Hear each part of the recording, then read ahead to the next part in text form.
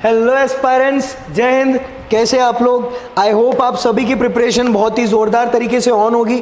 उसी को मद्देनज़र रखते हुए, जैसे कि मैंने आपको कल के लेक्चर में बोला था कि हम लोग कौन सी सीरीज़ स्टार्ट करने वाले हैं अभी, इंटरनेशनल रिलेशंस।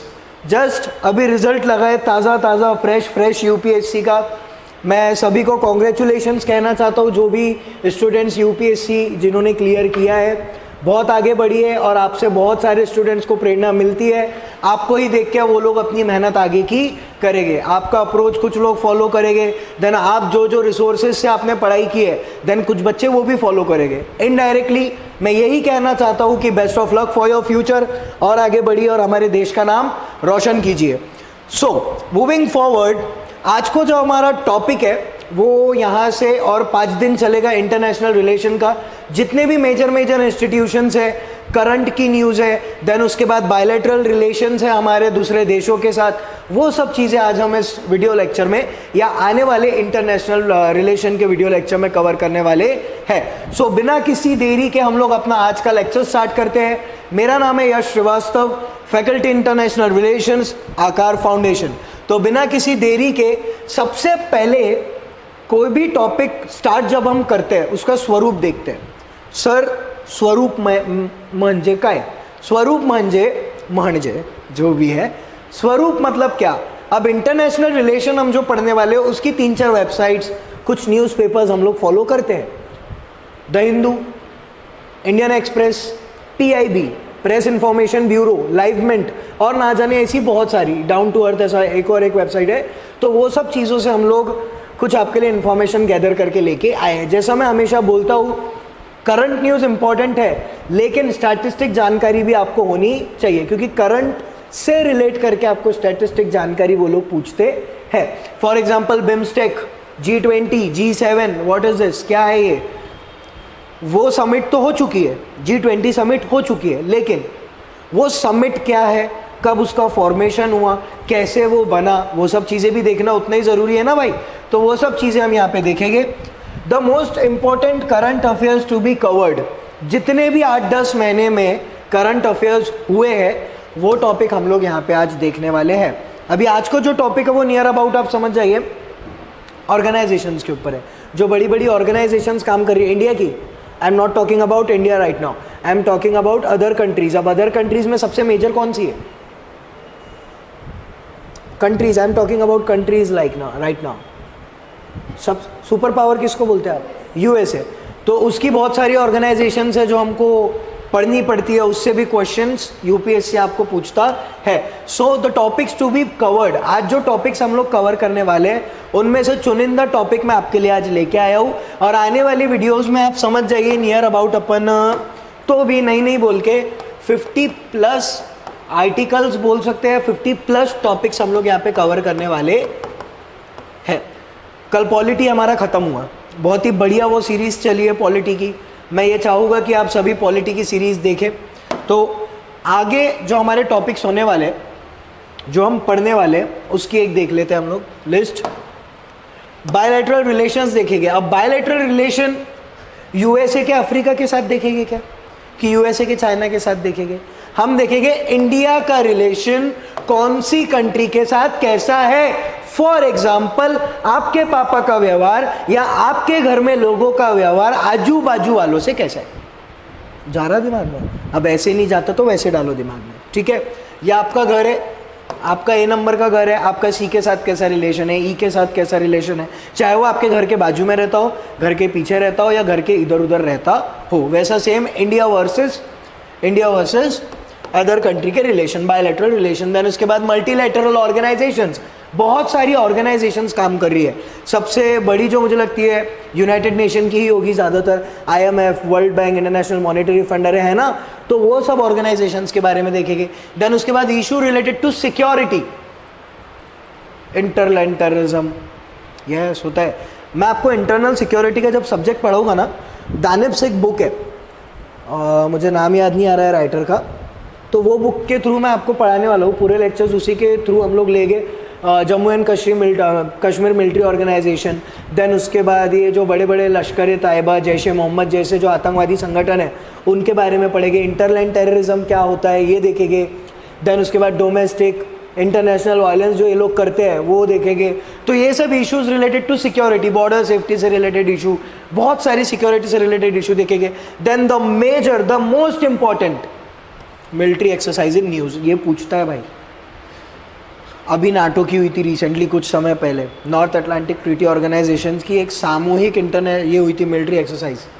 यस, जैसे आप क्या सामूहिक विवाह कैसा होता है, बहुत सारे लोग एक साथ में शादी करते हैं, वैसा मिलिट्री एक्सरसाइज में अलग अलग कंट्रीज नाटो की साथ में आई और उन्होंने अपनी ताकत दिखाई। वैसे इंडिया भी करता है। इंडिया और ऑस्ट्रेलिया की मिलिट्री एक्सरसाइज का नाम क्या है, कब हुई थी, कैसे परफॉर्म हुआ था, ये सब क्वेश्चन भी आपको one day examination as well as UPSC कब क्या पूछ लेंगे आप बता सकते नहीं है। अदर इंपॉर्टेंट न्यूज़, बाकी की जो न्यूज़ है हम लोग आगे वो कवर करेंगे। अभी मैं जस्ट एक आर्टिकल देख रहा था, if I am not wrong, कोई तो भी आदेश श्रीवास्तव, आदर्श श्रीवास्तव, आदित्य श्रीवास्तव, ऐसा कुछ तो भी नाम है, ऑल इंडिया रैंक 1 का। तो उन्होंने सबसे ज़्यादा जोर पता है क्या किस चीज़ में डाला है, इस पे,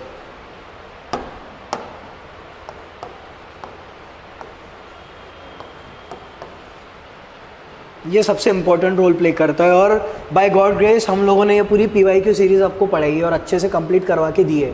PYQ एक रहता है ना, एक मोडस ऑपरेंडी रहती है काम करने का तरीका। हमको पता था कि PYQ जितने जल्दी हम कवर कराएंगे उतना ज़्यादा बच्चों को प्रॉफिट होगा, और देखो होता ही है प्रॉफिट। PYQ का प्रॉफिट, अभी के जो पेपर्स हुए आप उसको प्रैक्टिस करो एक बार, नहीं आते रहने दो ना, नहीं आएंगे ना, नहीं जमेंगे, डिमोटिवेट नहीं होना, उठाओ टॉपिक लिख लो, ये नहीं आ रहा, पढ़ वापस दे, पढ़ वापस दे, कभी ना कभी तो आएगा ना। 2025 वाले जो बच्चे मेरे अटेम्प्ट दे रहे, practice makes man perfect, woman perfect. Next आगे बढ़ते हैं।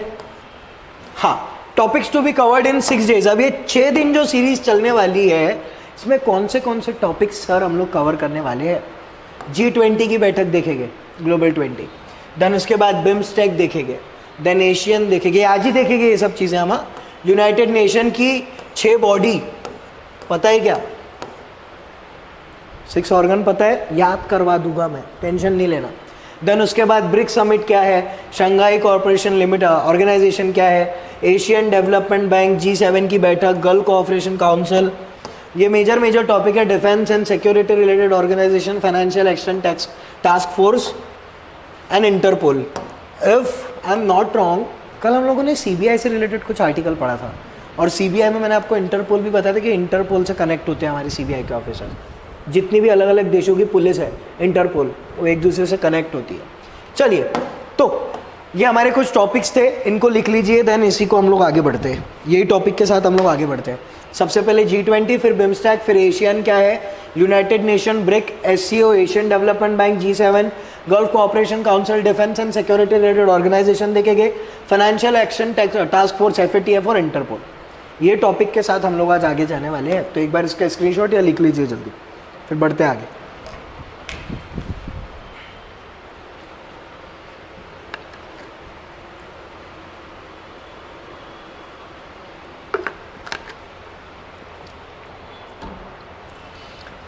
ये जब रिजल्ट आता है ना, तो इंसान के अंदर पता नहीं अलग सा कुछ तो भी होता है। आपने किया होगा कभी ना कभी एक्सपीरियंस, चाहे वो किसी भी चीज़ का रिजल्ट रहने दो।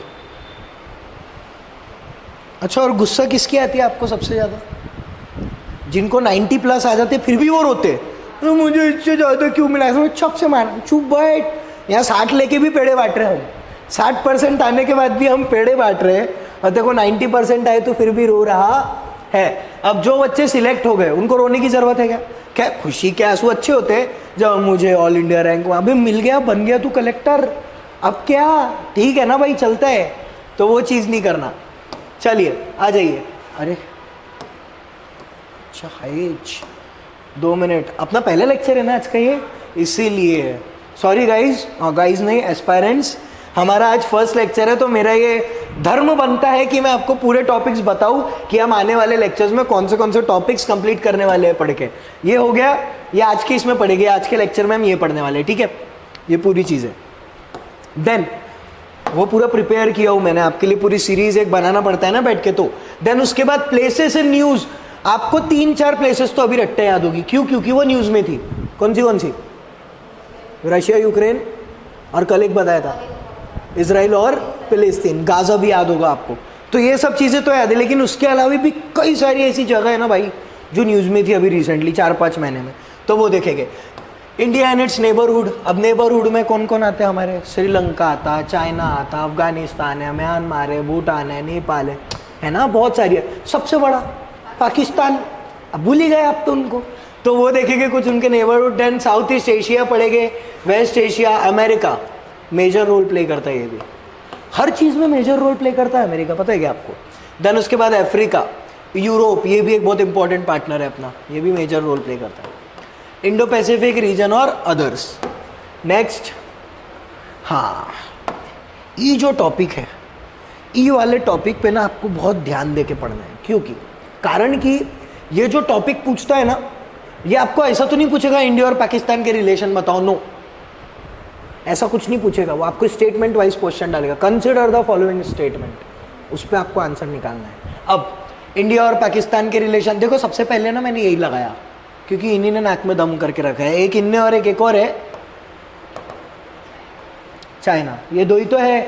हम हमेशा से ना इसको दुश्मन मानते हैं पाकिस्तान, अरे उसको दुश्मन मानने की जरूरत कुछ नहीं है। वो मेजर रोल ना ये चिंग चांग पुंचिंग जो है ना, ये बहुत चीनी जो लोग हैं ना, बहुत डेंजरस है अपने लिए, क्योंकि ये हर चीज़ में अपने से आगे, चीनी लोग हर चीज़ में अपने से आगे।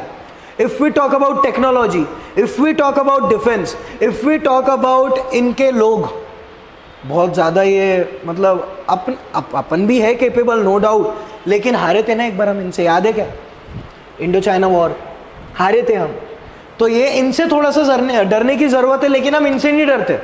हम डरते इनसे भी, किसी से नहीं डरते, लेकिन इनको हम समझते हैं कि सबसे ज़्यादा जो दुश्मन है वो पाकिस्तानी है। भाई ये बैठा हुआ है चाइना, टक्कर लेना है तो इनसे लो, ये कुछ भी नहीं है, कुछ भी नहीं है सही में। पाकिस्तान वाले अगर देख रहे होगे मुझे माफ़ कर दीजिए, आप बहुत कुछ है। चलिए आइए, फिर उसके बाद इंडिया और Nepal, then India and Bangladesh, India and Sri Lanka. एक चीज़ तो आपको समझ में आ गई होगी, ये सब नेबर्स वाले कंट्री है, हमारी नेबरिंग कंट्री है, और इन्हीं के साथ हमारे ज़्यादातर इशू चलते हैं। इंडिया श्रीलंका, इंडिया मालदीव्स, उड़ता ही फिरूं, मोदी जी गए थे, अरे पता है ना इनका इशू, तो इसके बारे में पढ़ेंगे। India Malaysia, India Philippines, India Saudi Arabia, ये हमारा अच्छा पार्टनर है। इंडिया यूएई, अब ये जो है यूएई और सऊदी अरब, ये ऐसा याद आना चाहिए सब कुछ। OPEC countries, oil and petroleum exporting countries, यहीं से आता है ज़्यादातर तेल, है ना। देन उसके बाद India US, major role. Then उसके बाद इंडिया कनाडा, देन इंडिया और अदर्स, बहुत सारी कंट्रीज है जो हम लोग देखने वाले। Moving forward, issues related to security, अब ये भी इंपॉर्टेंट है। क्यों? आप एक बार पढ़ोगे देन भूल जाओगे, लेकिन इस टॉपिक को भूलना नहीं है क्योंकि आपके मेंस में काम करेगा। इंटरनेशनल रिलेशन का जो टॉपिक है ये आपको, ये कौन से मेंस में कौन सा पेपर होता है यार, वो ऐसे में भी काम में आएगा। देन उसके बाद अगर आप पब एड वगैरह चीज़ें लेते हो, एडमिनिस्ट्रेशन से रिलेटेड, सिक्योरिटी से चीज़ें रिलेटेड, देन उसमें भी काम आएगा। मेंस आंसर राइटिंग में काम आएगा। देन उसके बाद प्रीलिम्स में भी इसका अच्छा खासा काम आता है। इंटरनेशनल रिलेशन के इश्यूज रिलेटेड, सिक्योरिटी से रिलेटेड। इंटरनेशनल टेररिज्म बहुत ज़्यादा बढ़ चुका है आजकल ये। देन उसके बाद private military company, prevention of money laundering act, PMLA important है। Global nuclear regulations, space welfare, drug trafficking in India, cyber security, theatre command, defence research development organisation, DRDO, CAPF, central arm police force, others. बहुत सारे topic है भाई, बहुत सारे topic देखना है हमको। नेक्स्ट, अदर इंपॉर्टेंट न्यूज़ में, हाँ, बेल्ट एंड रोड इनिशिएटिव, एक कहानी सुनाता हूँ आपको, चलो, बढ़िया कहानी है। वो आपने एक गाना तो सुना होगा, नॉक नॉक आपके पिताजी आए, है ना। चाइना ने किया कुछ तो भी ऐसी हरकत जिससे हमको ऐसा लगने लगा कि चाइना ने चारों तरफ से हमको घेर लिया। गोल्डन नेकलेस, डायमंड नेकलेस, वो सब पड़ा हुआ मैं आगे आपको। नॉक नॉक आपके पिताजी आए हैं, पिताजी ने चारों तरफ से घेर लिया किसको? चाइना को। आपने भले ही हम्बन टोटा पोर्ट डेवलप कर लिया, आपने भले ही ओमान में जाके अपने पोर्ट्स को डेवलप कर लिया, लेकिन हम भी कुछ कमज़ोर नहीं है। हमने भी आपके पीछे से आपकी पूरी फील्डिंग लगा के रख दी है। किसकी? चाइना की। पता, मैं बताऊँगा आपको, बहुत ज़ोरदार टॉपिक है वो। देन उसके बाद international north south transport corridor, INSTC is, question पूछ सकता है अभी आपको, अभी रिसेंट न्यूज़ में था। वॉर से तो मुझे नहीं लगता पूछेगा, लेकिन इसराइल और हमास के बारे में हो सकता है कुछ ना कुछ वो पूछे। देन उसके बाद Geneva convention and Russia Ukraine war. देखो 2 वॉर कवर हो रही है यहाँ पे, और ये दोनों वॉर के बारे में आपको अच्छे से पढ़ना है, क्योंकि हमें नहीं पता यूपीएससी क्या पूछने वाला है। लेकिन जिस हिसाब से ये न्यूज़ में रहे ना बेटा, उस हिसाब से वॉर के बारे में नहीं पूछेगा, क्योंकि यूपीएससी को भी पता है बच्चे आजकल शातिर हो गए, जो चीज़ करंट में बच्चे बहुत अच्छे से पढ़ते हो, तो कुछ घुमा फिरा के आपको पूछ सकता है। देन उसके बाद नॉर्थ सी समिट, देन उसके बाद Washington declaration and others. Next, multilateral organisations की अगर हम बात करें, चले हो गया। अभी हमारा पहला टॉपिक क्या है? Multilateral organisation. यहाँ पे कहाँ लिखा है वो, टिक मार्क करते जाएंगे हम लोग। ओके,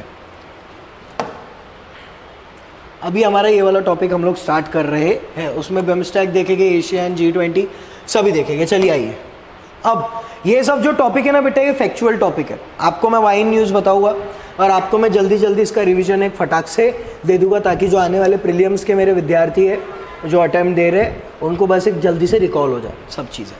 चलो आ जाओ, इसकी फ़ोटो वोटो लिए क्या आपने? लिखे इसको, ये सब टॉपिक फ़ोटो ले लेना इसकी, ठीक है, फ़ोटो ले लेना, देन उसके बाद लिख लेना है। सभी टॉपिक हम लोग कवर करेंगे। मल्टीलैटरल ऑर्गेनाइजेशंस में सबसे पहले है बिमस्टेक। आइए देखते हैं। चलो, वाई इन न्यूज़, ये मेजर चीज़ होती है हमारी कि कोई भी चीज़ अगर पूछी जा रही है तो वो न्यूज़ में क्यों है। The first ever foreign ministers meeting of the Bay of Bengal initiative, Bay of Bengal initiative for multi sectoral technical and economic cooperation, BIMSTEC, was held in Bangkok, Thailand. एक मीटिंग हुई बैंकॉक में, थाईलैंड में, BIMSTEC की। India was represented by external affair minister S Jaishankar. ये जो व्यक्ति है ना, एस जयशंकर, मुझे पर्सनली बहुत पसंद है। इनकी आप डिबेट्स देखोगे, इनके आप बात करने का ढंग देखोगे, वो बहुत अच्छे से अपने इंडिया को रिप्रेजेंट करते हैं दूसरे देशों में जाके। तो ये थे, बोलते India was represented bye, India को किसने रिप्रेजेंट किया? तो हमारे एक्सटर्नल अफेयर जो मिनिस्टर है एस जयशंकर जी, उन्होंने किया, जो कि मीटिंग हो रही थी कहाँ पे? बैंकॉक, थाईलैंड में, बिमस्टेक की मीटिंग। ठीक है, नेक्स्ट आइए, इतना गया कि दिमाग में? आगे, BIMSTEC, it is an economic block that came into being in June 1997। Factual data, one day examination में क्वेश्चंस पूछते हैं, वनडे एसएससी वगैरह हो गया, देन उसके बाद अदर जो वनडे एग्जामिनेशन है ऐसे ही क्वेश्चन पूछते हो। थ्रू द बैंकॉक डिक्लेरेशन, किसके थ्रू आया है? बैंकॉक डिक्लेरेशन के थ्रू बिमस्टेक बना। कब बना? जून 1997 में। Then BIMSTEC was initially formed with 4 member states, Bangladesh, India, Sri Lanka and Thailand. याद रखना, ये चीज़ ध्यान रखने वाली है कि जब स्टार्ट हुआ, पहले लोग नहीं आते ना बहुत सारे, जब स्टार्ट हुआ तो सिर्फ 4 लोग थे। मेरे पीछे बोलेंगे कौन कौन? 4 member state, Bangladesh, India, Sri Lanka, Thailand. Bangladesh, Sri Lanka, India, Thailand. Bangladesh, Sri Lanka, India और थाईलैंड। स्टार्टिंग में ये 4 लोग थे, इनके साथ स्टार्ट हुआ ऑन जून 6, 1997। अभी जस्ट पढ़ा, 6 जून डाल दीजिए यहाँ पे। 6 जून 1997 में Nepal became an observer state. Nepal बाद में क्या बना? ऑब्जर्वर स्टेट बना इन 1998, 1 साल बाद, and became full time member of the bloc along with Bhutan in February 2004। अभी तक के तो सिर्फ 4 थे, अभी तक के तो सिर्फ 4 थे। ऑब्जर्व किया किसने? ऑब्जर्व किया नेपाल ने, ऑब्जर्व किया नेपाल ने। और ऑब्जर्व करने के बाद नेपाल के साथ भूटान भी जुड़ा और ये दोनों ने ज्वाइन कर लिया बिमस्टेक को। गेला का तुमचा डोक्यात मी काय म्हणत आहो कळत आहे ना तुम्हाला?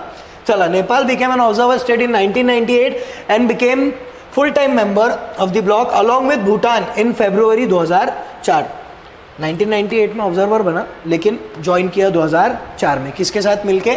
भूटान के साथ मिलके। Next, if we talk about members में आते हैं Bangladesh, India, Myanmar, Sri Lanka, Thailand, Nepal and Bhutan. मैंने पूछा और तुमको नहीं आया तो बता तो तुमको फिर क्या रहता। तो कितने मेंबर्स है? 1 2 3 4 5 6 7। टोटल कितने मेंबर है? 7। जल्दी याद करो, फास्ट। ये 7 मेंबर को याद करो। 7 मेंबर कौन? Bangladesh, India, Myanmar, Sri Lanka, Thailand, Nepal and Bhutan. तुरंत याद हो ना मेरे को? जल्दी याद करो। यू हैव 5 सेकेंड्स, जल्दी, मुझे याद चाहिए, मतलब याद चाहिए, और मैं क्वेश्चन रात को भी उठा सकता हूँ, तुमको रैपट मार के बता बिमस्टेक में कितने मेंबर्स है, तुरंत बता, आपको जल्दी से आंसर आना चाहिए। सर देयर आर 7 मेंबर्स, उन 7 मेंबर में से जिनके नाम है वो है Bangladesh, India, Myanmar, Sri Lanka, Thailand, Nepal and Bhutan. 10 second है आपके पास, जल्दी। जब तक के इंसान को प्रेशर नहीं आता ना, वो कोई चीज़ ही नहीं करता, उनको ऐसा लगा हो जाएगा ना सर। प्रेशर ज़रूरी है लाइफ में, क्योंकि आपको अगर प्रेशर से पढ़ा होगा तो थोड़ा सा पढ़ोगे तो भी आप। जल्दी याद कीजिए।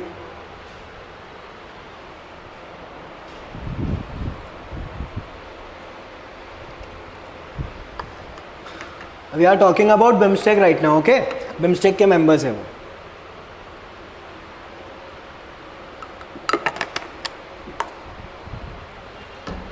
चलो, if we talk about permanent secretariat, permanent secretariat इनका ढाका, बांग्लादेश में। ढाका कहाँ पे है? ढाका बांग्लादेश में। वैसे हमारे नागपुर में भी एक बांग्लादेश करके इलाका है, पता है आपको? नागपुर में भी एक बांग्लादेश करके इलाका है। अब एम क्या है बिमस्टेक का? देखिए एक चीज़ आप समझिए, कोई भी ऑर्गेनाइजेशन, कोई भी कमीशन, कोई भी ऐसी चीज़ जब फॉर्म होती है ना बेटा, तो उनका एक उद्देश्य होता है, उनका एक ऑब्जेक्टिव होता है। हम क्लास चला रहे एक ऑब्जेक्टिव से कि बच्चे को क्लियर करवा के देना है या बच्चे की अच्छे से मेहनत करवाना है। आप इस उद्देश्य से मेरे पास क्लास आ रहे हैं कि हमें पढ़ना है, कलेक्टर बनना है। सबका अपना अलग अलग ऑब्जेक्टिव है, सबका अपना अलग अलग उद्देश्य है। वैसे ये जो ऑर्गेनाइजेशन फॉर्म हो रही है, इनके भी कुछ कुछ ऑब्जेक्टिव होते हैं, कुछ उद्देश्य होते हैं, कुछ एम होते हैं। तो एम की बात अगर हम करें, it's aim to counter the onslaught of globalisation by accelerating regional growth. Regional growth जरूरी है। अब आसपास वाले ही रीजन ग्रोथ नहीं कर रहे हैं, बाकी लोग आके यहाँ पे सब कर रहे हैं, तो मतलब रहेगा क्या? हम लोगों ने चाइना को काउंटर करने के लिए एक अलग से एक ऑर्गेनाइजेशन बनाई है। चाइना बहुत ज़्यादा उपद्रवी कर रहा था ना, तो उसको टैकल करने के लिए यूएसए, इंडिया, ऑस्ट्रेलिया, ये लोगों ने मिलकर एक ऑर्गेनाइजेशन बनाई है, वो भी हम यहाँ पे देखने वाले हैं। तो उसके लिए थ्रू म्यूचुअल कोऑपरेशन, अब म्यूचुअल कोऑपरेशन उतना ही ज़रूरी है। आप एक ऑर्गेनाइजेशन चला रहे, आपके अकेले से होने वाला है क्या? सबका म्यूचुअल अंडरस्टैंडिंग ज़रूरी होता है एक ऑर्गेनाइजेशन में। देखिए हम यहाँ पे काम कर रहे हैं, हमको राम सर डायरेक्ट कर रहे हैं, ठीक है। अब राम सर हमसे भी पूछते हैं सर कैसा करना। सबका एक म्यूचुअल अंडरस्टैंडिंग होता है एक ऑर्गेनाइजेशन में। ऐसा नहीं है कि एक सुन रहा, एक नहीं सुन रहा, दूसरा कुछ तो भी अलग ही कर रहा। ज़रूरी है ना, आपकी फैमिली में भी कोई एक बोलने वाला होता है, दूसरा सुनने वाला होता है। मम्मी बोलती है, पापा सुनते हैं। Mutual understanding. किसी भी मेरे पेरेंट्स को ठेस नहीं पहुंचनी चाहिए। कहीं पापा की चलती है तो कहीं मम्मी की चलती है। ये तो अपने इंडिया में पहले से ही चलते आ रहा है। मम्मी ज़्यादा बोलती है, पापा कम बोलते हैं, पापा सुनते हैं, मम्मी बोलती है। होता है ना म्यूचुअल अंडरस्टैंडिंग। क्या होती है? म्यूचुअल अंडरस्टैंडिंग, और वो ज़रूरी है। इफ़ अगर नहीं रहेगी तो क्या होगा? जैसे वॉर होता है वैसा आपके घर में झगड़ा होगा मम्मी पापा का। आगे ये mutual cooperation by utilising regional resources and geographical advantages. अब म्यूचुअल अंडरस्टैंडिंग कौन से कॉन्टेक्स्ट में? सबका क्षेत्रफल अलग अलग है, क्षेत्रफल, टोपोग्राफी, सबका एरिया अलग अलग है, रिसोर्सेज भी सबके पास अलग अलग है। अगर आपको आगे बढ़ना है तो म्यूचुअल अंडरस्टैंडिंग के साथ ये सब चीज़ों को लेके आपको आगे बढ़ना पड़ेगा। अदरवाइज दूसरे नेशन आएंगे, फ़ायदा उठाएंगे और चले जाएंगे। ऐसा होता है। यूएसए ने बहुत बार किया है, चाइना करता है, रशिया भी करता है। इवन रशिया को कम मत समझो, अपना दोस्त है तो वो भी, रशिया भी टोचन भरते रहता कभी कभी। उसको भी अपना इलाका, जबकि इतना बड़ा है, रशिया सबसे बड़ा है ना, फिर भी उसको चाहिए कि नहीं मैं और बड़ा करूँ। यूक्रेन के ऊपर वॉर क्यों किया? क्रीमिया तो पहले आतिया ही लिया था, उसके बाद यूक्रेन के ऊपर भी वॉर किया। सर इंडिया ने क्यों एब्सटेन कर दिया? करंट अफेयर्स, मैं आपको करंट पढ़ा रहा हूँ। You should know why India abstain from Russia Ukraine war. India ने बोला मैं कहीं नहीं हूँ, मैं कुछ नहीं करता, क्योंकि एक टाइम था जब रशिया ने इंडिया की मदद किया था। इसलिए इंडिया रशिया का एक बहुत अच्छा पार्टनर है, अच्छा एक दोस्त है। पता है आपको? गाड़ी का चालान आया ताज़ा ताज़ा अभी। आओ, 500 का नुकसान। हेलमेट पहना करो, हेलमेट रखो अपने पास, लाइसेंस रखो अपने पास, तो ऐसे चालान आते हैं। फिर भर दूंगा मैं बहुत रूल्स फॉलो करता हूँ। आइए, it aim to counter the advantages. आओ यार, तुम सामने हो, ऐसे बहुत आते रहते चालान। एरियाज ऑफ कोऑपरेशन की बात करें तो it is a sector driven cooperative organisation in which initially 6 sector had been included. 6 sector है अभी फिलहाल। Trade, technology, energy, transport, tourism, fisheries. अब ये सभी सेक्टर कौन से कंट्रीज से, ये जो कंट्रीज है ना, कितनी कंट्रीज पड़े, 7 कंट्रीज, ये 7 कंट्रीज से रिलेट करता है, ठीक है। गेला का तुमचा डोक्यात 6 सेक्टर है, कौन से, trade, technology, energy, transport, tourism and fisheries. Fisheries मच्छी मार्केट ये भी एक बहुत इंपॉर्टेंट रोल प्ले करता है, क्योंकि कुछ कंट्रीज इसी के वजह से चल रही है। फिशरीज और टूरिज्म। मालदीव्स क्या है मालदीव्स, कुछ नहीं है मालदीव्स में, सिर्फ और सिर्फ टूरिज्म है। क्या है, टूरिज्म के वजह से ही कुछ देश है जो अभी तक टिके हुए, अदरवाइज अगर वहां का टूरिज्म खत्म हो जाएगा, देश खत्म, कुछ नहीं रहेगा वहां पे, ठीक है। As of now BIMSTEC has 14 priority areas of cooperation, 14 priorities area उनके। Climate change was added as the 14th priority area. Yes, why not, ये बहुत जरूरी है। आपने सब चीजें इंक्लूड कर दी, लेकिन आपने क्लाइमेट चेंज इंक्लूड नहीं किया। क्लाइमेट चेंज देख रहे हो तुम बाहर, कब ठंडी लगेगी, कब गर्मी लगेगी, आप बता सकते नहीं हो। This is nothing but the climate change. क्या है ये, क्लाइमेट चेंज ही तो है। नहीं तो पहले 4-4 महीने का होता था सब कुछ, अभी वैसा बारिश में ठंडी लग रही, ठंडी में बारिश लग रही, बारिश में गर्म हो रहा, कुछ भी हो रहा है, कुछ भी। तो देन 14th ऐड किए इन्होंने climate change cooperation in 2008। Among this priorities area a member country chooses which of the 14 priority areas it is willing to take lead. India is lead country for transport. Yes, हमारा India की leading country है transport, communication, tourism, environment, disaster management, counter terrorism and transactional crime. ये सब चीज़ें India में आप देखते हैं होती भी, और हम लोग इसको टैकल भी अच्छे से करते हैं। थोड़ा जल्दी आगे बढ़ेंगे हम लोग, टाइम बहुत जल्दी निकल रहा है आज। Importance of BIMSTEC. अब बिम्स्टेक का क्या इंपॉर्टेंस है? Around 22% of the world's population live in the 7, oh my God, connection जोड़ना सीखो। 7 कंट्रीज की बात की हमने सबसे पहले, 7 कंट्री मैंने आपको याद करवाया कि बिम्स्टेक में कौन सी 7 कंट्री है। अब उन 7 कंट्रीज में टोटल वर्ल्ड का 22% इंसान रह रहे। Around 22% of the world population live in these 7 countries around the Bay of Bengal with a combined GDP close to $2.7 trillion से $2.7 trillion। सोचो, ये जो कंट्रीज है, आपको नहीं लगता एक बहुत महत्वपूर्ण वर्ल्ड की भी जीडीपी में कंट्रीब्यूट कर रही है? जैसे आपका देश का जीडीपी, ग्रॉस डोमेस्टिक प्रोडक्ट या produce, GDP, GNP, gross national produce या प्रोडक्ट पढ़ते हैं ना आप लोग, एनएनपी, पीपीपी मॉडल, प्रॉफिट, ये परचेस पावर पैरिटी, बहुत सारी चीज़ें इकोनॉमिक्स के टर्म है ये सब। अब जब आपको रिस्पेक्टिव फैकल्टी इकोनॉमिक्स पढ़ाएगी तब आप ये सब शब्द पढ़ोगे। पढ़े कभी ये सब शब्द? जीडीपी तो सुना होगा, जीएनपी भी सुना होगा, सकल घरेलू उत्पाद, ये सब सुना है ना? ठीक है, सुना है तो बहुत अच्छी बात है। All 7 countries have sustain average annual rate of growth between 3.4% and 7.5% from 2012 to 2016। A fourth of the world traded goods cross the bay every year। ठीक है, ये हमारे लिए उतना इंपॉर्टेंट नहीं है। सिग्निफिकेंस क्या है ये अपना बिम्स्टेक के? Bangladesh views BIMSTEC as a platform to position itself as more than just a small state in the Bay of Bengal. Sri Lanka की बात करें, sees it's an opportunity to connect with Sri Lanka. अब देखिए, जो भी कंट्रीज होती है सब अपना मतलब देखते हैं, आप भी अपना मतलब देखते हो। आपको मैं बोलूँगा तू अपने फ्रेंड को बचाएगा कि अपनी बहन को बचाएगा, तो मैं मेरी सिस्टर को बचाऊंगा, है ना? फ्रेंड तो फ्रेंड है। चलो ये एक एग्जांपल नहीं लेते। कभी आप कोई ऐसी सिचुएशन में फंस गए जहाँ आपको लग रहा है कि मेरा दोस्त मर रहा है, लेकिन उसको मारने से मैं बच रहा हूँ, तो आप बचोगे कि दोस्त को बचाओगे? आप अपने आप को बचाओगे ना। वैसा कंट्रीज़ का भी है, जहाँ पे उनको अपना प्रॉफिट दिखेगा कंट्रीज़ वहाँ पे झुकती है। तो श्रीलंका की बात करें, see it's an opportunity to connect with south east Asia से कनेक्ट हो सकता है and serve as the subcontinent hub for the wider Indo Pacific region. अब ये क्यों? ट्रेड के लिए, व्यापार के लिए कनेक्ट करने की कोशिश करते हैं। जो मेजर जिससे पैसा आने वाला है, वॉर से पैसा नहीं आता, मेन जो है वो ये है, इनके लिए, सभी देशों के लिए सबसे मेन क्या लिखा मैंने? ट्रेड, व्यापार, सबसे मेन यही है, व्यापार ही है। इसी के लिए सबके झगड़े भी हो रहे हैं, सबके ये बाउंड्री डिस्प्यूट भी पैसे के चक्कर में ना, पैसा ही है सब कुछ।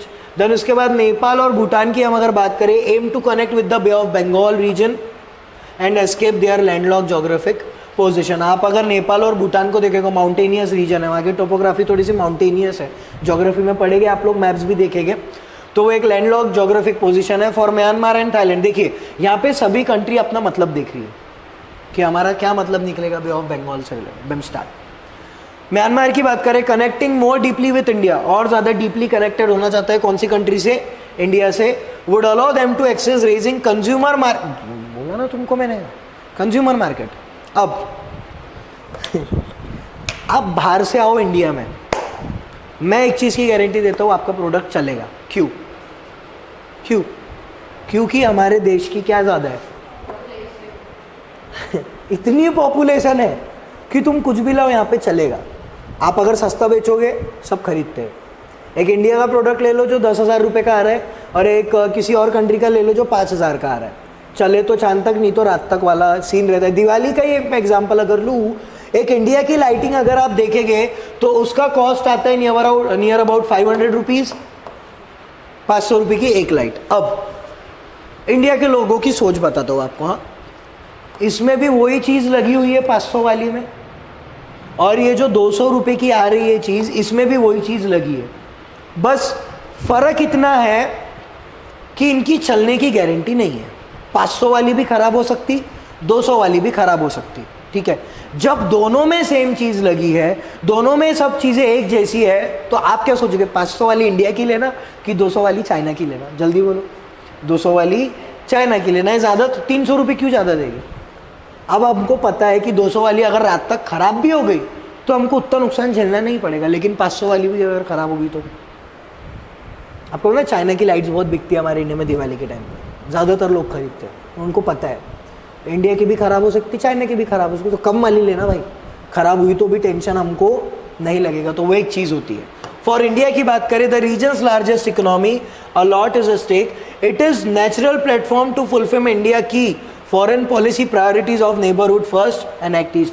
हमारे इंडिया के लिए भी ये चीज़ है, पड़ोसी पहले, पड़ोसी पहले, बाकी लोग बाद में। जैसे जेठा भाई, जेठा भाई के लिए बबीता जी सब कुछ है, पड़ोसी धर्म है ना। जैसे कि हमारे वो जो जेठालाल के बाजू कौन रहते हैं, भिड़े मास्टर, तो नेबरहुड पहले है बोले, बाद में चीज़ें तो चलती रहेगी, क्योंकि वो बोलते हैं ना, दूर वाला पहले नहीं आएगा, आपके बाजू वाले नेबर ही पहले आएंगे अगर आपके साथ कुछ गलत होगा तो। वो बात अलग है, आजकल नेबर भी ऐसा छुप छुप के देखते हैं क्या हो रहा, कोई नहीं आता है आजकल किसी के बीच में टांग अड़ाने, लेकिन ठीक है, कुछ अगर गलत होगा तो यही लोग पहले साथ देके बोलते हैं। तो इंडिया के लिए नेबरहुड पॉलिसी पहले। नेक्स्ट, ये हो गई पहली ऑर्गेनाइजेशन, जल्दी देख लीजिए, बिम्स्टेक। न्यूज़ में क्यों थी? The first ever foreign minister meeting of Bay of Bengal initiative.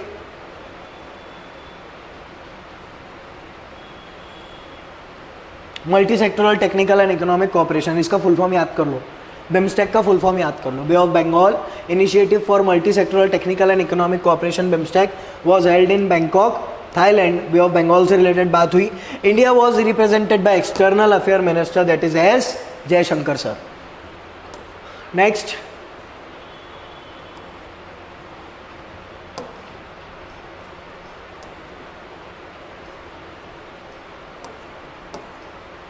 Asia, why in news.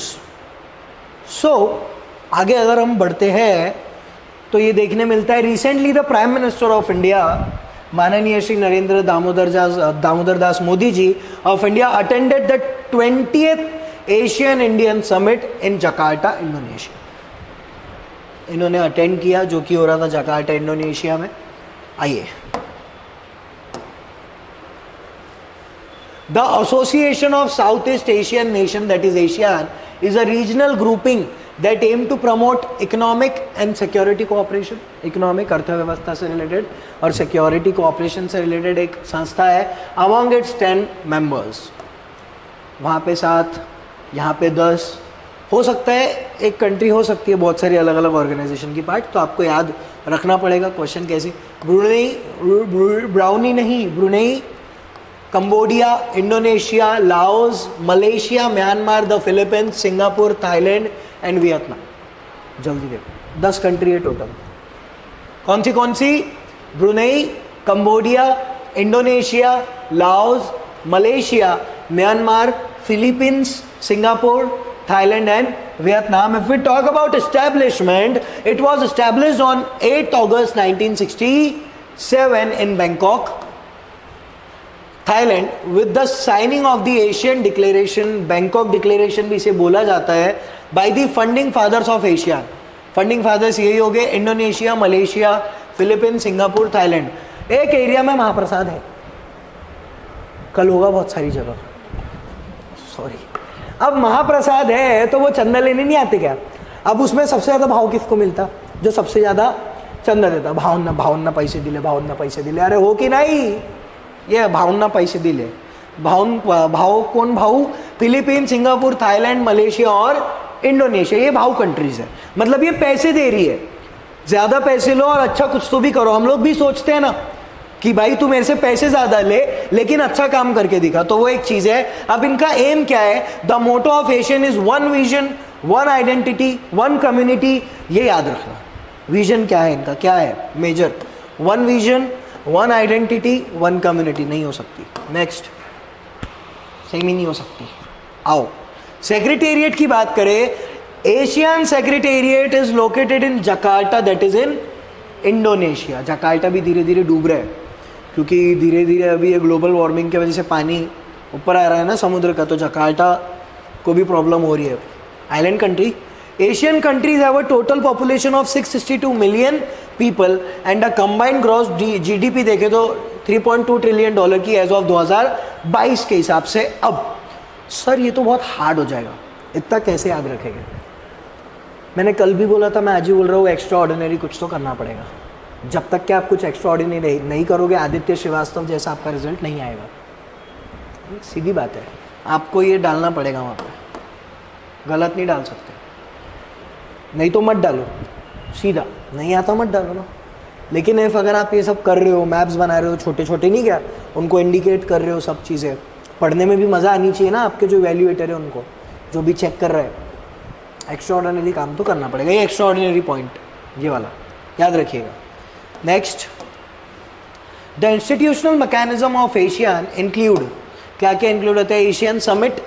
It meets annually to discuss, हर साल होती है, to discuss regional issues and set policy direction. अब देखिए, बता दो, 2012 मूवी देखे आप लोगों ने? 2012 मूवी देखे, वो जिसमें सुनामी वुनामी आती है वो सब. अब ये सब चीज़ें जब होती है, नेचुरल डिजास्टर हो गया, कोई सिक्योरिटी से रिलेटेड कंसर्न हो गया, कोई देश की इकोनॉमी पूरी डाउन चली गई, अब इसको बचाते हैं ना कई सारे देश. मीटिंग होती है. क्या होती है? मीटिंग. एशियन की भी मीटिंग होती है जो हर साल होती है, और वहाँ पे वो वेरियस चीज़ों के बारे में डिस्कशन करते हैं. आपको पढ़ाना है, आपके लेक्चर्स लगाना है, ऐसी लगा देते क्या? बिना प्लानिंग की हो जाती है सब चीज़ें? बताओ ना, जल्दी बताओ. बिना प्लानिंग की होती है चीज़ें? एक प्रॉपर डिस्कशन होता है, प्रॉपर मीटिंग होती है, सब चीज़ें लिखी जाती है, देन उसको मद्देनज़र रखते हुए आपके लेक्चर्स लगाते हैं. अगर ऐसी कोई भी कभी भी पढ़ा रहा, और किसी को मैंने वहाँ पे बताया नहीं कि मेरा इतने इतने बजे लेक्चर है, सभी फैकल्टीज अपने टाइम पे आ रही, उनको अरे बाप रे सर पढ़ा रहे, इनको तो 2-2.5 घंटा लगेगा. राम सर पढ़ा रहे, इनको तो 2-3 घंटा लगेगा. टेंशन होगा कि नहीं होगा? तो इसलिए लोग डिस्कशन करते हैं और उसके ऊपर कुछ सुझाव देते हैं अपना. Asian coordinating council, ACC cement. ACC cement की बात नहीं हो रही है.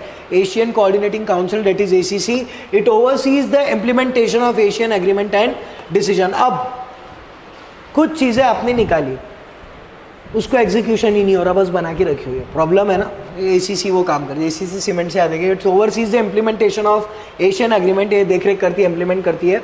एशियन सेक्रेटेरिएट की बात करें, it support and facilitate Asians activities and initiative. जो भी वो एक्टिविटीज़ ला रहे हैं, इनिशिएटिव ला रहे हैं, वो एशियन सेक्रेटेरिएट सपोर्ट करता है. सपोर्ट करने का काम है. ASEAN regional forum, that is ARF, it is a platform for dialogue and coop. Dialogue बाजी होती है, कितने आदमी थे, ऐसा कुछ. बेटा डायलॉग मतलब बातचीत होती है. It is a platform for dialogue and cooperation on political and security issues. अरे भाई एक चीज़ समझो, जितना इलेक्शन आपके लिए ज़रूरी है ना देश के लिए, उतना ही अदर कंट्रीज़ के लिए भी ज़रूरी है. पता है आपको ये चीज़? इफ अगर मोदी जी नहीं आते हैं, नहीं आए, ठीक है, नहीं आए, हो गए, ठीक है, कोई दूसरा व्यक्ति आ गया, तो आपको नहीं लगता जियो पॉलिटिक इशू भी चेंज हो गए? जियो political issues, international relations change हो गए. क्योंकि कुछ लोग सपोर्ट करते हैं अमेरिका को, रशिया को, चाइना को, जापान को, तो कुछ लोग सपोर्ट नहीं करते. प्रो और एंटी वाला कंसेप्ट होता है वहाँ पे. है ना, तो दिक्कत वाली बात हो जाती है ना, वो पूरी देश की चीज़ें बिगड़ने लगती है उससे। क्योंकि इफ अगर उनके फेवर का व्यक्ति यहाँ पे चुन के नहीं आया तो वो धीरे धीरे अपना इन्वेस्टमेंट वापस लेते हैं। हमारा तो लोग ही नहीं आया, हमने जिसको सोचा था कि ये भी आएगा 2024 में, वो आए नहीं, सत्ता में कोई और आ गया। अब तक के 8-10 साल से कोई और था, अब कोई और आ गया, तो चेंज नहीं हुई सिचुएशन। सीधी बात है ना, चेंज तो होना ही है। आप यूपीएससी पढ़ते पढ़ते एकदम से शिफ्ट करोगे किसी और पढ़ाई में, एमबीबीएस पढ़ती में, एकदम से हो जाएगा कि बेटा डॉक्टर बन जाओगे क्या? यूपीएससी एक अलग पढ़ाई है, एमबीबीएस एक अलग पढ़ाई है, अरे आई कि नहीं? तो वो एक प्रॉब्लम होती है। तो यहाँ पे decision making, countries and there partners, decision making की बात करें, it is done through consultation and. अब डिसीजन मेकिंग में कोई भी अकेला व्यक्ति डिसीजन लेता है क्या? एक सबकी अंडरस्टैंडिंग, एक प्रॉपर सब लोगों की weight done through consultation. Consult करते हो ना आप डॉक्टर से, डॉक्टर कंसल्टेशन बोलते हैं उसको कि सर मैं ये खा सकता हूँ, नहीं खा सकता हूँ, इससे मैं मोटा तो नहीं होगा, इससे मैं और हड्डी तो नहीं हो जाऊँगा, होता है ना। तो कंसल्टेशन ज़रूरी है, हर जगह ज़रूरी है। नेक्स्ट फंडामेंटल प्रिंसिपल क्या है एशियन के?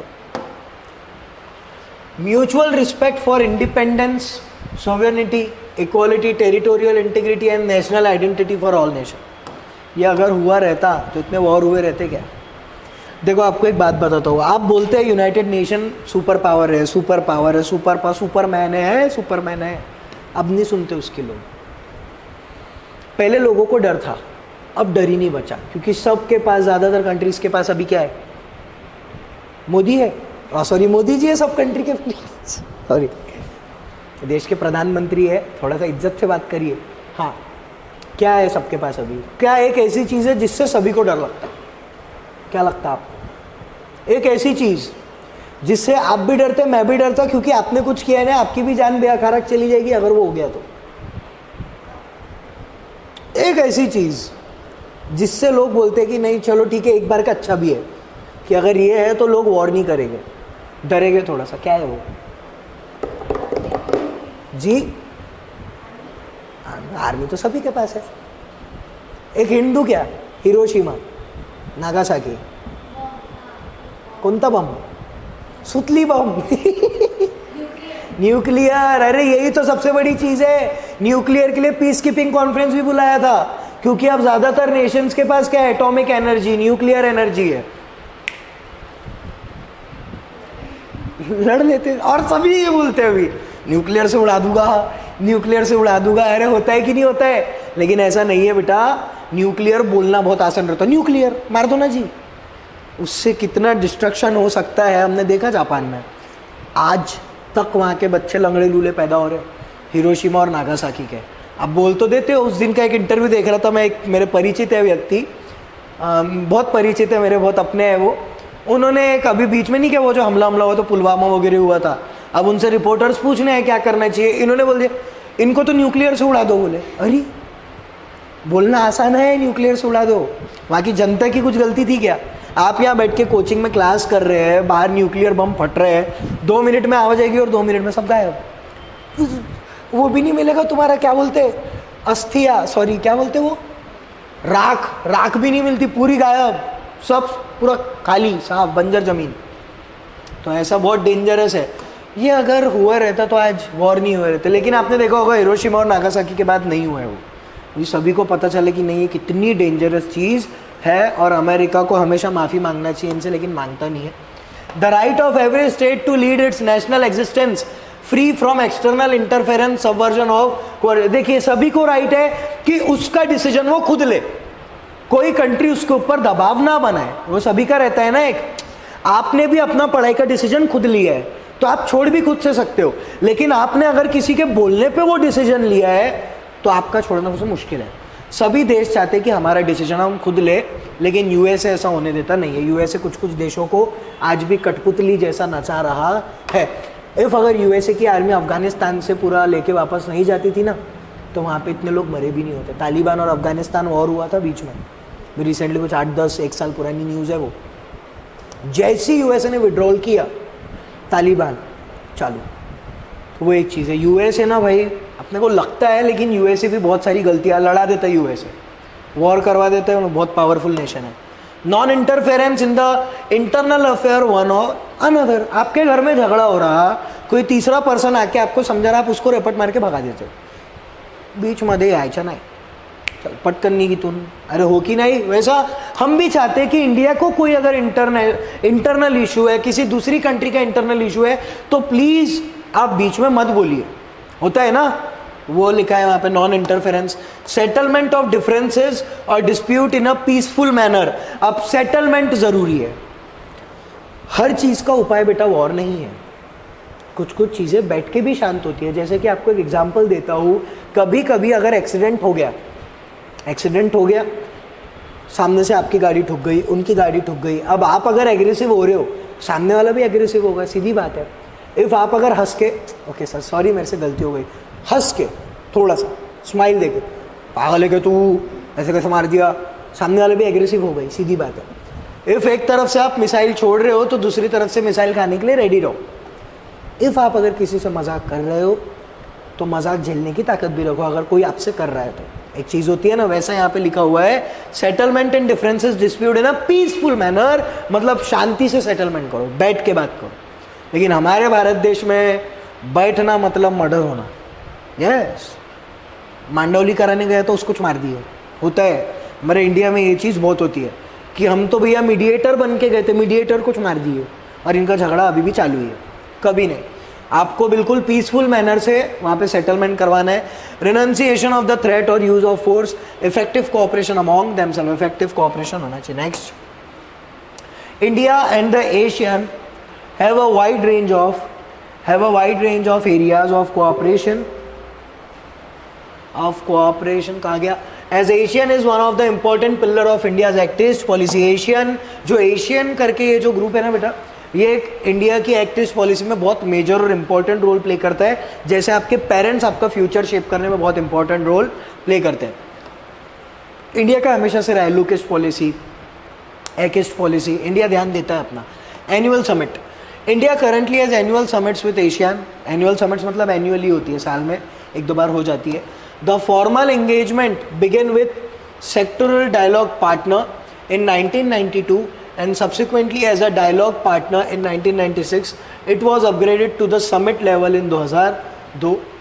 ट्रेड एंड इन्वेस्टमेंट की बात करें, India and ASEAN have signed an FTA, foreign trade agreement, that has boosted trade and investment between the two. दोनों इसमें अच्छा, मतलब इंडिया और ये जो देश है इनके बीच में अच्छा चल रहा है। Asian in India 4th largest trading partner, बाप रे, 4था लार्जेस्ट ट्रेडिंग पार्टनर है। Total trade stood at $110.4 billion 1110 इन 2021-22। थोड़ा सा पुराना हो गया ये, यहाँ अभी 24 चालू है ना, साल का नहीं। Asian India business council AIBC was set up in 2005 with the aim of fostering closer business linkages. Closer business linkages is nothing but the trade. व्यापारी है ना ये भी एक प्रकार का, चाहे आप सर्विस दे रहे हो या आप गुड्स बेच रहे हो, ये क्या एक प्रकार का व्यापारी है, व्यापार में ही आता है, service sector. Next, regional connectivity की अगर हम बात करें तो India is working on enhancing connectivity with Asian countries through the India Myanmar Thailand IMT trilateral highway. ये बहुत बड़ी चीज़ है भाई कि आप डायरेक्टली दूसरे देश से कनेक्ट हो रहे हो, किसके थ्रू, हाईवेज के थ्रू। हाईवेज की अगर मैं बात करूं और एक व्यक्ति का मैं नाम ना लूं तो वो गलत होगा। हमारे ही नागपुर शहर, हमारी ही संतरा नगरी से माननीय श्री ऑनरेबल नितिन जी गडकरी, इतने प्यारे हाईवेज उन्होंने बनाए। मतलब if we talk about highways, NHAI national highway authority of India, बहुत ही सराहनीय काम हमारे नितिन जी गडकरी कर रहे हैं। और वे एक ऐसे पर्सन है ना, मैंने जिनके बारे में अगेंस्ट में नहीं सुना कभी, अपोजिशन भी नहीं बोलता उनके बारे में। नितिन जी गडकरी, नितिन जयराम जी गडकरी सर, बहुत बढ़िया व्यक्ति, बहुत बढ़िया काम किया। डिफेंस एंड सिक्योरिटी, ये याद रखना, Myanmar Thailand IMT trilateral highway के वजह से अब हम लोग जल्दी से जल्दी कनेक्ट हो पाएंगे। The Kaladan multi modal transit transport project etcetera, बहुत सारे ऐसे प्रोजेक्ट चल रहे हैं। Defence and if we talk about defence and security, India and ASEAN have strengthened defence cooperation by conducting joint military exercises such as the ASEAN India maritime exercise. अब ये क्या करते हैं, जितनी भी फोर्सेस हैं इनकी, एयरफोर्स, नेवी, आर्मी, ये सब साथ में मिलकर इनके साथ अभ्यास करते हैं। अगर युद्ध हो गया तो हम कैसे क्या करें, अभ्यास करके ही तो तुम क्रैक करते हो ना कोई भी चीज़, फिर देन आपको आगे की चीज़ें समझ में आ जाती है। अभ्यास जरूरी है मेरे बच्चे। नेक्स्ट, ADMM प्लस ऐसा कुछ तो भी है, ASEAN India maritime exercise and the ASEAN defence minister meeting, ठीक है। Example, India places ASEAN at the centre of its Indo Pacific region, centre पे रखता है हमारा इंडिया उनको, of security and growth for all in the region, SAGAR, SAGAR नाम याद रखना, security and growth for all in the region, SAGAR पूछ सकता है, ऐसे नामों से भी आपको क्वेश्चन आते हैं तो ध्यान में रखिए। If we talk about socio-cultural cooperation, India and ASEAN have promoted cultural exchanges to enhance people-to-people ties. अब ये भी उतना ही जरूरी है, आपकी गवर्नमेंट के बीच में दोस्ती है, गवर्नमेंट के बीच में दोस्ती है, वहाँ के लोगों से भी दोस्ती होना पड़ेगा। पहले चाइनीज आते थे यहाँ पे, बहुत दिन दिन तक रुक के भी जाते थे, एक समय तो वो भी था जो मैंने भी देखा है, हिंदी चीनी भाई भाई बोलते थे, और आज चाइनीज को देख के हम ए नूडल्स चल निकले ऐसे, है ना। क्यों? क्योंकि वो जो किए उनने हरकत, कौन सी वाली हरकत, हमारे ऑफिसर्स मरे ना इनका ऊपर में, जो नॉर्थ में जो क्लैशेस हुए थे इंडिया और चाइना की बॉर्डर पे पेंगोंग सो लेक को लेके, तो उसकी वजह से हमारे भी तो लोग मरे ना, इसलिए हमने तब से बाइकॉट चाइना। अब जैसे ही हमने बाइकॉट चाइना मोदी जी ने भी बोले, उसके बाद ये टिकटॉक पिकटॉक जो नहीं देखा एप्लीकेशंस वगैरह, आपको पता होगा, बाइकॉट किए ना हमने, लोगों ने चलाना बंद कर दिए, तो वो एक चीज़ है। तो सोशो कल्चरल कोऑपरेशन भी बेटा उतना ही ज़रूरी है। आप अगर किसी दूसरे देश में जा रहे हैं तो वहाँ के लोगों से आप मिलते हैं जुलते हैं, तो और इंडिया के लोग ना बहुत फ्रेंडली होते हैं, बाकी देशों के मुकाबले हमारे भारत देश के जो लोग हैं किसी को भी अपना बना लेते पट से, अपना बना ले पिया, अपना अपना बना लेते, हम किसी से भी बात करके तुरंत दोस्ती कर लेते हैं, तो वो एक अच्छा भी है और बुरा भी है, दोनों फैक्ट है उसमें। Example, inviting ASEAN student to India each every for the student exchange programme. अब ये लोग कई सारे बच्चों को यहाँ पे इधर से उधर करते हैं, उधर से इधर करते हैं, पढ़ रहे हैं ना बहुत सारे बच्चे, प्रोग्राम्स में बुलाते हैं और भी कई सारी चीज़ें, तो इसके वजह से हम कल्चरल एक्सचेंज करते हैं, उनका कल्चर हम देखते हैं, हमारा कल्चर वो देखते हैं। बहुत सारी US कंट्रीज़ में तो लेडीज़ों ने साड़ियाँ पहनना चालू कर दी है, पता है क्या? अभी रिसेंटली न्यूज़ में देखा मैंने, वो करवा चौथ का एक होता है हमारे इंडिया में, तो वो लोग साड़ी पहन के अपने जॉन सीना, अंडरटेकर, ऐसे उनके कुछ तो भी नाम रहते ना हस्बैंड्स के, तो वो कर रहे थे। अच्छा है, बढ़िया है। हमने तो वेस्टर्न कल्चर पहले से अपना लिया है, जब से ब्रिटिश थे, वो लोगों के पास नहीं था ना वैसा, तो अभी इंडिया का कल्चर वो अपना रहे हैं, जो कि बहुत अच्छा लगता है मुझे देख के कि नहीं हमारा इंडिया बहुत प्रमोट हो रहा है आगे। देन उसके बाद if you talk about special training course for ASEAN diplomat, exchange of parliamentarism, ASEAN India network to think tank ASEAN India, ये सब चीज़ें कल्चरल एक्सचेंज करने के लिए, थोड़ा सा दोस्ती यारी बढ़ाने के लिए ये सब चीज़ें हो रही है। Moving forward, education and research भी बोलते हैं। India has established the ASEAN India centre at the research and information system for developing countries RIS to promote research and studies on Asia India relation. ये भी एक चीज़ हो रही है। Then उसके बाद Delhi dialogue 2009, it is an annual track 1.5 forum to discussing politico security economic and socio cultural issues between ASEAN and India. Then उसके बाद if you talk about funding, financial assistance has been provided to ASEAN countries. हाँ, India मदद करता है, India ये सब चीज़ों में मदद करता है। From the ASEAN India cooperation fund, एक अलग से फंड है, ASEAN India S&T development fund and Asian India green fund. अभी देखिए हमारे भी देश में कॉन्टिजेंसी रिजर्व, और देन उसके बाद पब्लिक अकाउंट, ये 3 टाइप के फंड है ना, एक कॉन्टिजेंसी है, एक पब्लिक अकाउंट फंड है, और एक और कौन सा है मुझे याद नहीं आ रहा है, इकोनॉमिक का सेक्शन है आपका, वो तीन फंड होते हैं। मुझे कमेंट सेक्शन में बताइए, बोला याद नहीं आ रहा है। 3 फंड है जहाँ पे पैसा जी, कंसोलिडेटेड फंड ऑफ इंडिया, एक कंसोलिडेटेड, दूसरा वेरी गुड, दूसरा कॉन्टिजेंसी, और तीसरा पब्लिक अकाउंट। इसमें पैसे रखते हैं ना हम लोग, तो वो एक चीज़ है। वैसे इनका कुछ तो भी दिया हुआ है फंड से रिलेटेड, ग्रीन फंड वगैरह। मूविंग फॉरवर्ड, ओके, देन उसके बाद हम देखेंगे बिम्स्टेक। बिम्स्टेक इसके पहले पढ़े ना, 2 बार शायद वो हो गया।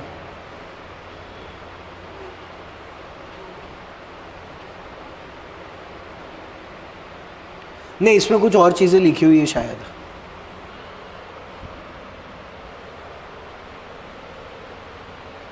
ठीक है, बिम्स्टेक देख लेंगे बाद में, पहले ब्रिक्स देख लेंगे, इसमें कुछ अलग चीज़ें लिखी होगी। चलिए इसका रिवीजन कर लीजिए एक बार जल्दी से आप लोग फास्ट।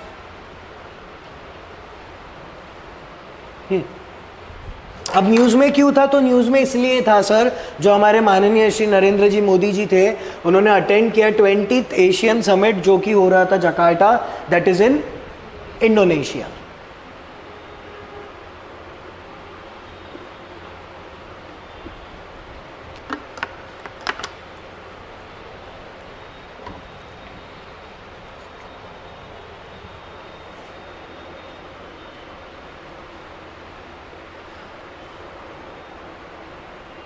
तीन आर्टिकल हो गए ना, 3 आर्टिकल हो गए।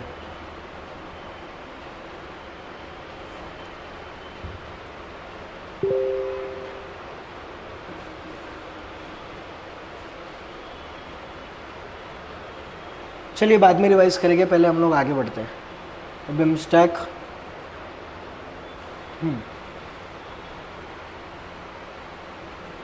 ये तो पढ़ लिया आपने।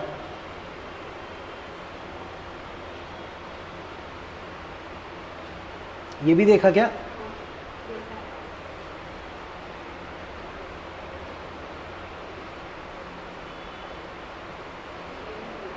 ये नहीं देखे, ठीक है।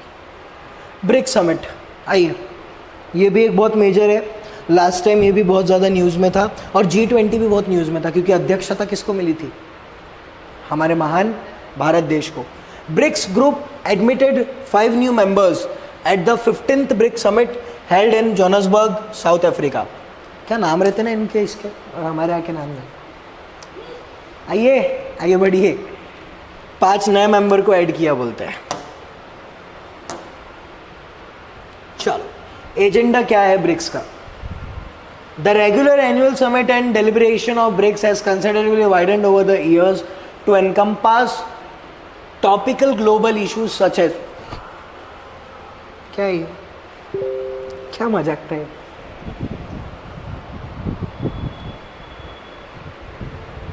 मधुमक्खी थी क्या वो? कुछ तो भी थी लेकिन। हाँ ठीक है, ऐसे चमकादड़ वमकादड़ आते रहते लाइफ में। आओ, कहाँ थे हम लोग?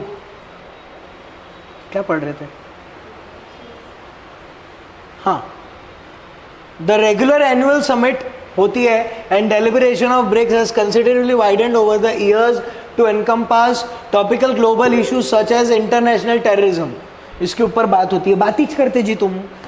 क्लाइमेट चेंज, इसके ऊपर बात होनी चाहिए, अभी बात भी होनी चाहिए, कुछ चीज़ें भी लानी चाहिए, फंड भी प्रोवाइड करना चाहिए, और फंड प्रोवाइड होने के बाद इस पे काम भी होना चाहिए, क्योंकि इस पे काम नहीं हो रहा। देखो, मैं फिर बोल रहा हूँ, जितनी भी ऑर्गेनाइजेशन से अगर आप तक वीडियो पहुँच रही है, मैं चाहता हूँ पहुँचे। आप बातें बहुत करते, लेकिन आप एग्जीक्यूट नहीं करते, और आने वाले 10, 12, 15 सालों में इसका किसको भरना पड़ेगा?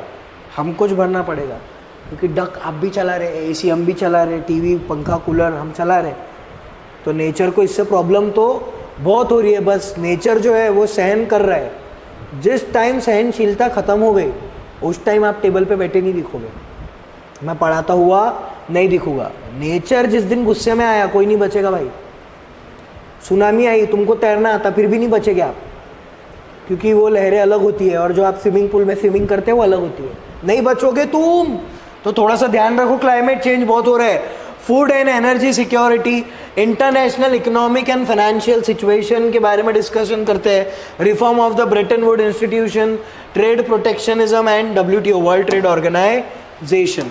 बाय द वे, देश में एक बहुत बड़ा स्कैम हुआ है, अगर आपको पता होगा तो। मैं नाम नहीं लेता हूँ, अभी पढ़ना जाके देखना। एक इतना बड़ा स्कैम हुआ है अपने देश में रिसेंटली, अभी कुछ समय पहले। इलेक्टोरल बॉन्ड मैंने आपको पढ़ाया था, इलेक्टोरल फंडिंग। मैं नहीं बोलता कुछ, मुझे परमिशन नहीं है अभी वो पढ़ाने की, क्योंकि अपना टॉपिक कुछ और चल रहा है। देखना एक बार जाके, बहुत बड़ा स्कैम हुआ है।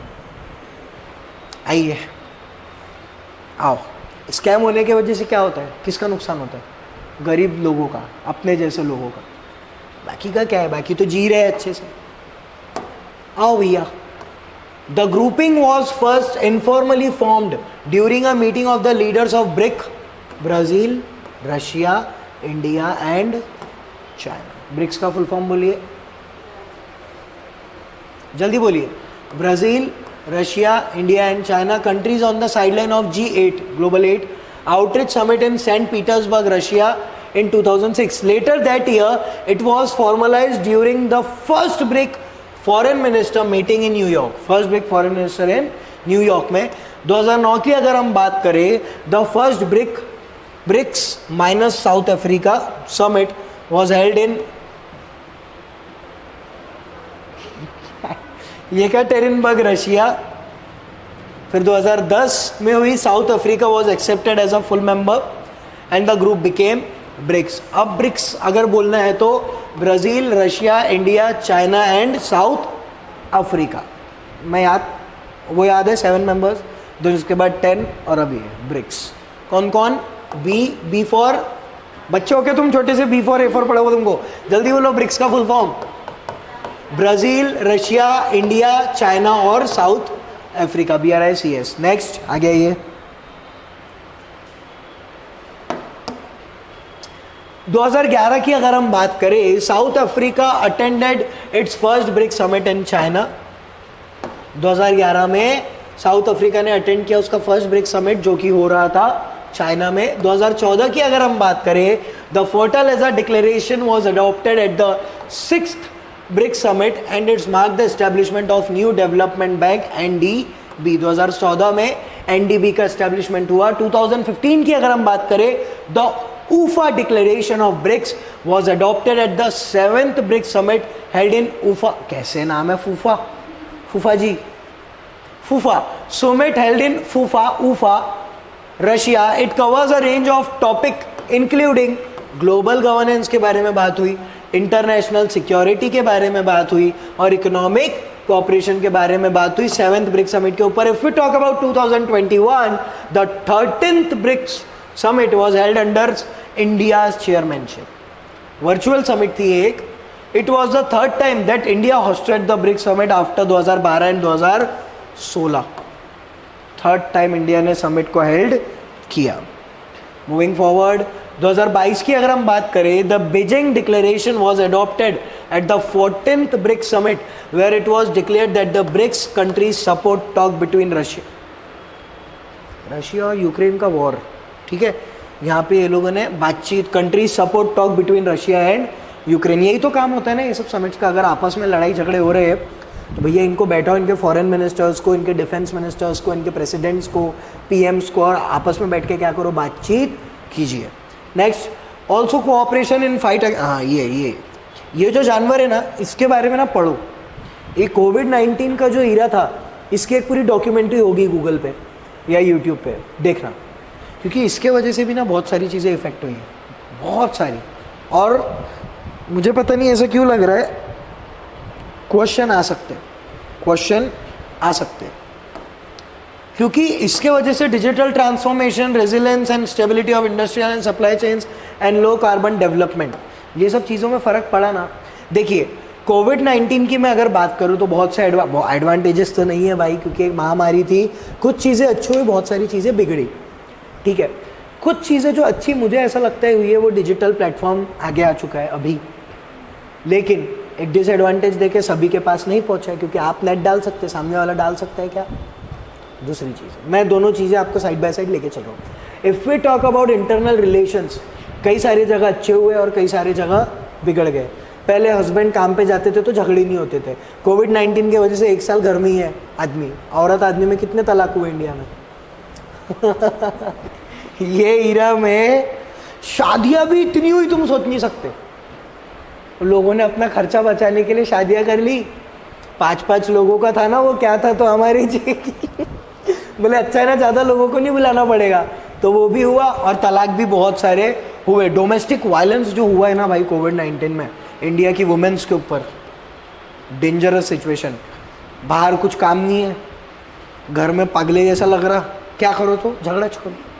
पैसा नहीं है, औरत को मारो, औरत से झगड़ो. ये बहुत डोमेस्टिक वायलेंस बहुत हुआ है इस टाइम पे, कोविड-19 के टाइम पे.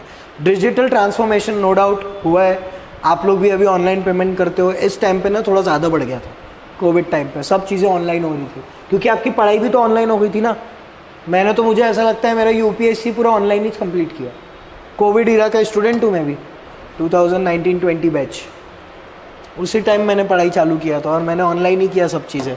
फिर बाद में क्लास वास, और जिस टाइम मैंने क्लास एनरोल किया, चौथे पाँचवें दिन ही क्या लग गया, लॉकडाउन। तो मेरा पूरा पढ़ाई ऑनलाइन ही हुआ है। नेक्स्ट इनिशिएटिव क्या है ब्रिक्स के? The BRICS countries have come together to deliberation on important initiative under 3 major.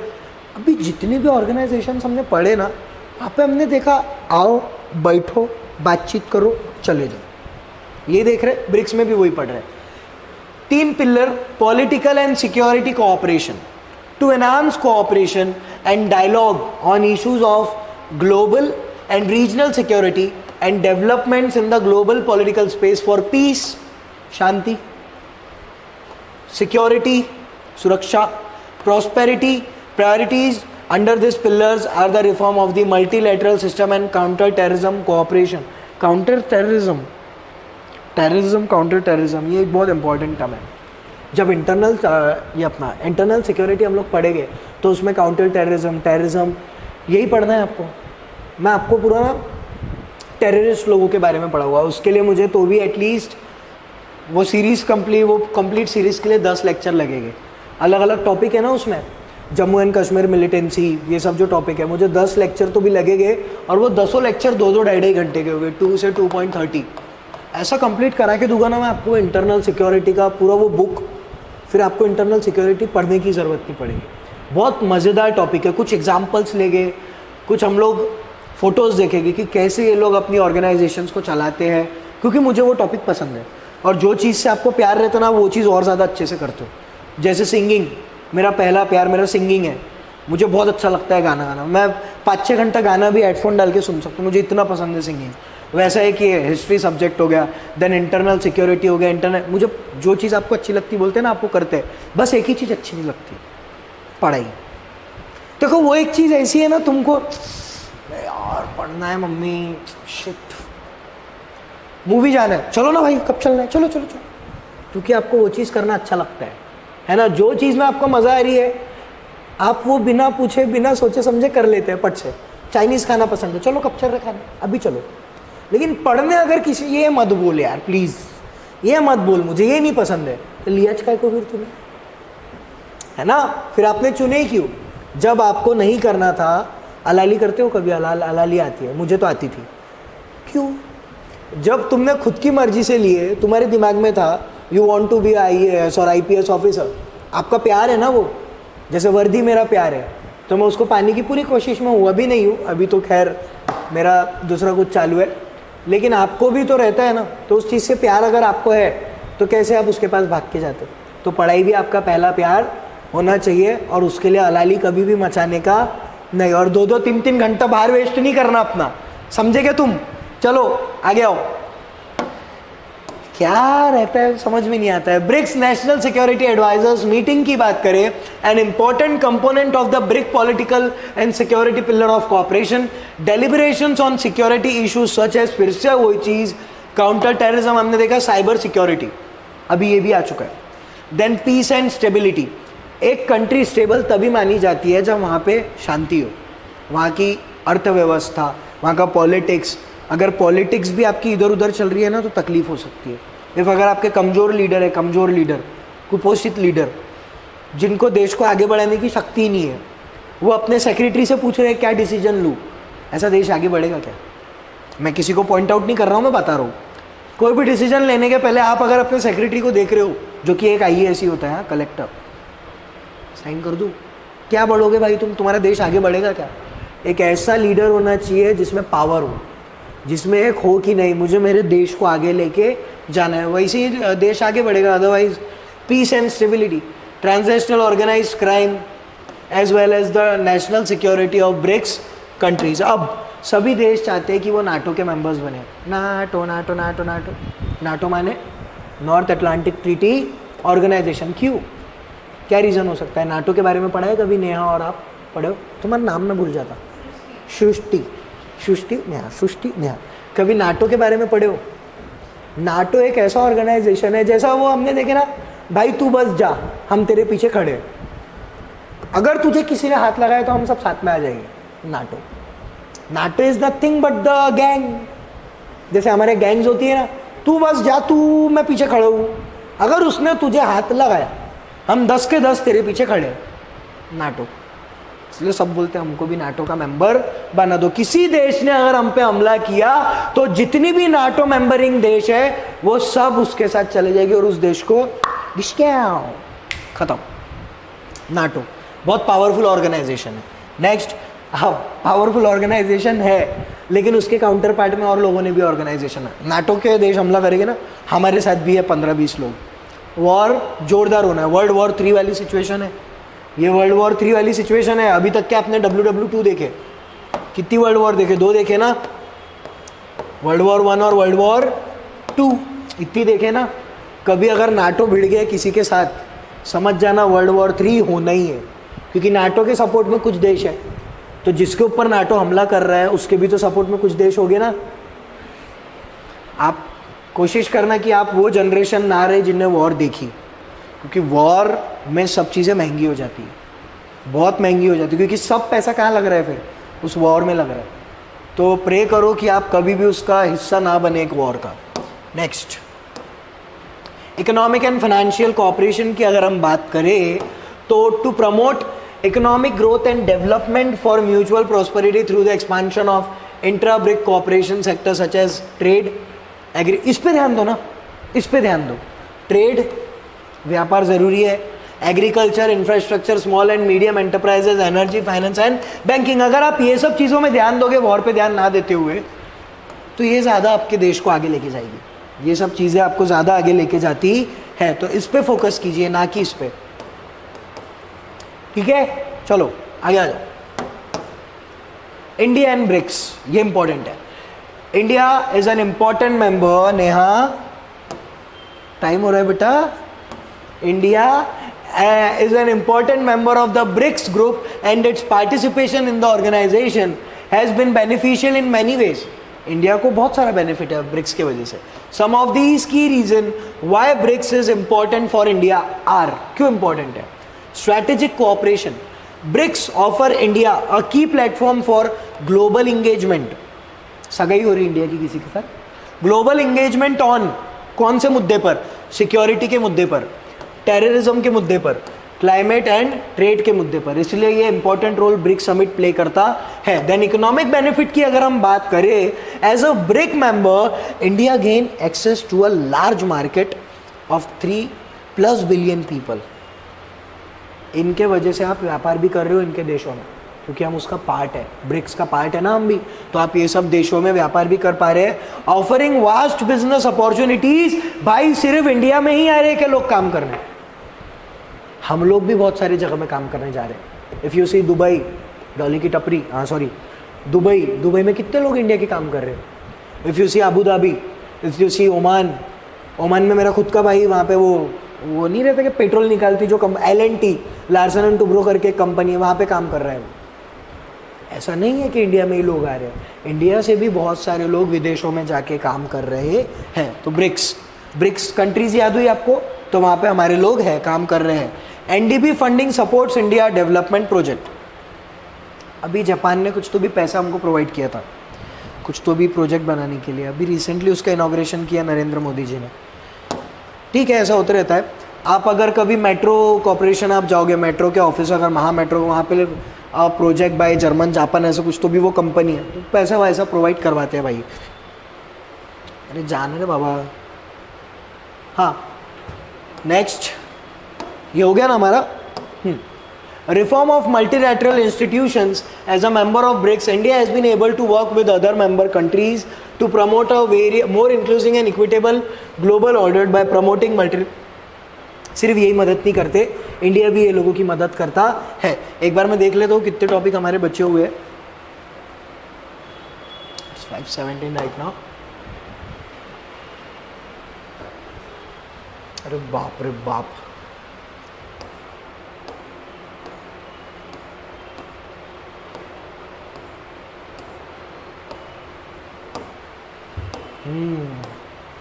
मुश्किल है। आगे के भी टॉपिक्स बना के रखो मैंने।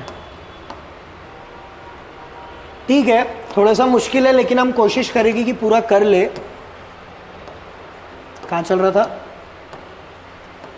ये मेरी बच्ची यहाँ की नेहा बच्ची ने वो देखा ना टाइम अभी, तो मेरा ना मूड ख़राब हो गया अभी। इसलिए मैंने वॉच उतार के रखा था अपने, ताकि मुझे टाइम पता ना चले। चलिए कोई नहीं, कहाँ चल रहा था? हाँ आ जाओ, ब्रिक्स चल रहा था ना। आइए, ये देख रहे थे मल्टी, ये हो गया हमारा पहला south south cooperation. India as a leading member of BRICS has been able to use the platform to promote south south cooperation in areas such as trade, investment and technology transfer. Pillars of the new world order की बात करें, in the 15th BRICS summit after its expansion the leader called BRICS the pillar of the new world order. Dilemma की बात करें अगर, how ever the challenge before India is to choose between a China centric और a West centric world order और balance the two. या तो India को चुनना पड़ेगा चाइना, या तो फिर अदर वेस्ट सेंट्रिक, या तो फिर दोनों को बीच में मेंटेन। इंडिया क्या करेगा? बीच में दोनों को मेंटेन, हमेशा वही करते हैं हम, एब्सटेन करेंगे या तो हम बोलेंगे मैं नहीं हूँ, मेरे को बीच में मत घसट। इंडिया जनरली वही करता है, क्योंकि इंडिया को पता है हमारे सभी के साथ रिलेशन अच्छा है। देखिए, जिनका रिलेशन सबके साथ अच्छा रहता है ना बेटा, वो बिगाड़ना नहीं चाहता किसी के भी रिलेशन, तो वो क्या करता है, भाई तुम लड़ो मरो, मेरा लेना देना नहीं है, मैं कुछ नहीं बोलता, सॉरी जाओ।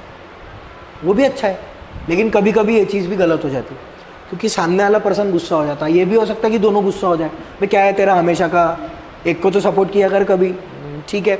आगे आइए, 15th ब्रिक्स समिट 2023 की अभी हम बात करने जा रहे हैं। The 15th BRICS summit was held in Johannesburg, that is in South Africa, from 22 to 24 August 2023। The important highlight of the summit are as follows. अब जो 2023 में समिट हुई उसके बारे में हम लोग जान रहे हैं।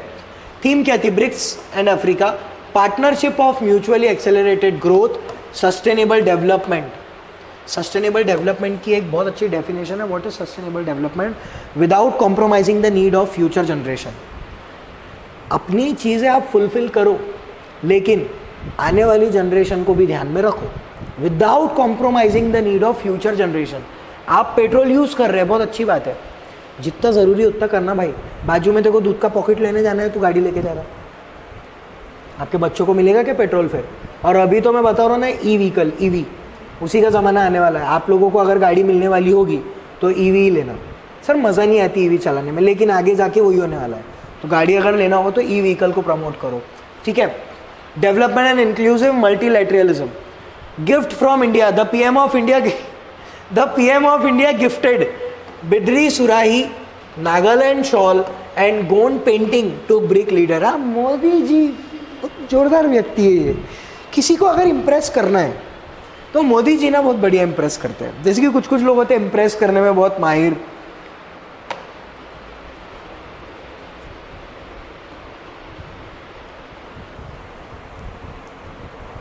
हाँ, तो मोदी जी ने जो ब्रिक्स के लीडर्स हैं उनको सुराही, Nagaland shawl and Gond painting leaders को गिफ्ट किया है उन्हें, ये मेरे तरफ से मोदी जी।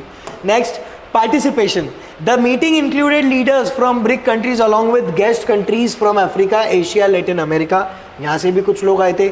इन्विटेशन फॉर इंटरनेशनल इनिशिएटिव्स में India extended invitation for countries to join international initiative like international solar alliance, बहुत इंपॉर्टेंट है, मैं ये पढ़ाऊंगा, इसके ऊपर अलग से टॉपिक लेंगे हम। One sun, one world, one grid, coalition for disaster resilient infrastructure, one earth, one health, big cat alliance and global centre for traditional medicine. यही तो इशू है स्कैम का, अभी जो स्कैम हुआ है ना, ये सेक्टर से हुआ।